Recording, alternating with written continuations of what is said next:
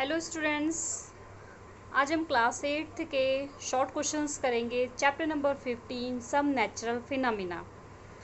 Now first question is what is lightning, what cause lightning. Lightning क्या है और ये किसके कारण होती है। Lightning is also an electrical spark but on a huge scale. Lightning एक इलेक्ट्रिकल स्पार्क होती है लेकिन बहुत बड़ी मात्रा में। It is caused by the accumulation of the charge in the clouds. Clouds में जो ऑक्यूमुलेशंस होती है चार्जेस की, इसके कारण से लाइटिंग प्रोड्यूस होती है। Next question number 2, what is an electric charges. Electric charges क्या है। What are charged object. Electric charges क्या है और चार्ज ऑब्जेक्ट क्या है। When a plastic refill is rubbed with polythene in acquires a small electric charge. जब plastic refill को rub किया जाता है पॉलीथीन के साथ तो इसमें कुछ चार्जेस आ जाते हैं, इलेक्ट्रिक चार्जेस स्मॉल क्वांटिटी में आ जाते हैं। Similarly when a plastic comb is rubbed with and dry hair it acquires a small charges. इसी तरीके से अगर आप प्लास्टिक के कॉम्ब को अपने बालों में ड्राई हेयर्स में रब करते हो तो उसमें चार्जेस आ जाते हैं। ठीक है, this object are called charge object. इसी कारण से इन ऑब्जेक्ट को चार्ज ऑब्जेक्ट कहते हैं।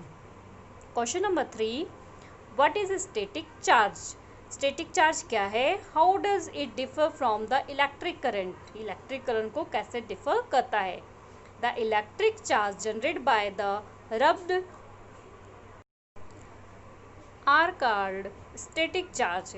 जब इलेक्ट्रिक चार्ज को जनरेट करने के लिए कोई भी चीज़ आपस में रब्ड की जाती है उसे क्या बोलते हैं, static charge.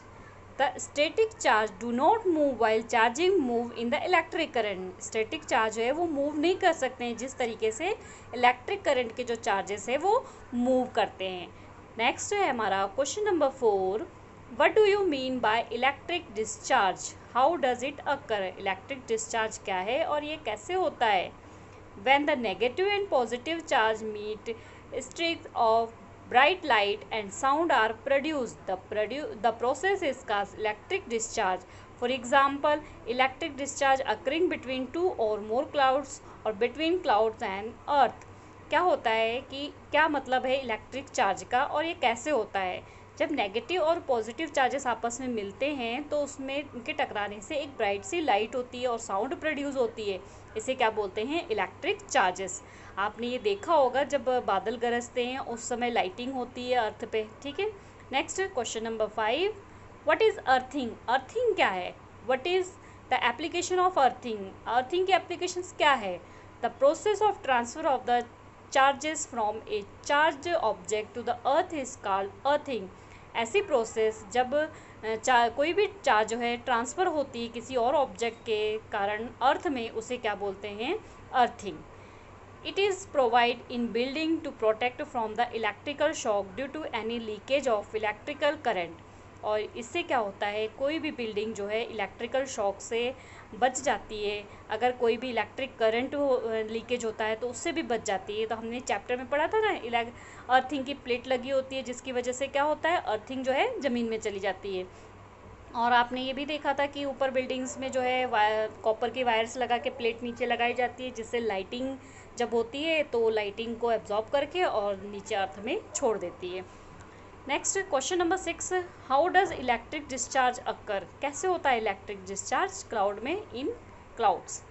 Eight the time of the thunder negative charges accumulate near the clouds and the positive charge near the ground. क्या होता है, थंडर के टाइम में जो चार्जेस होते हैं क्लाउड में वो पॉजिटिव होते हैं, और जो चार्जेस होते हैं क्लाउड में वो नेगेटिव होते हैं और जो अर्थ ग्राउंड में होते हैं वो क्या होते हैं, पॉजिटिव चार्जेस होते हैं। जब ये चार्जेस मीट करते हैं, when this charges meet electrical discharge take place between the ground and clouds. तो इलेक्ट्रिकल डिस्चार्ज की वजह से फिर जब ये क्या होते हैं, आपस में टकराते हैं, टकराने के बाद इस प्रोसेस में लार्ज अमाउंट में एनर्जी रिलीज होती है। इसी प्रोसेस के कारण इलेक्ट्रिक डिस्चार्ज होता है क्लाउड में। नेक्स्ट क्वेश्चन नंबर 7, आप ये क्वेश्चन नंबर 6 के साथ डायग्राम भी आपके एनसीईआरटी में दे रखा है, प्लस माइनस के साइन के साथ क्लाउड्स वगैरह, तो आप वो भी बना सकते हो। ठीक है, तो आप वो बनाओगे तो ज़्यादा इफेक्ट पड़ेगा क्वेश्चन के आंसर का। Next question number 7, what is lighting conductor. Lighting conductor क्या है।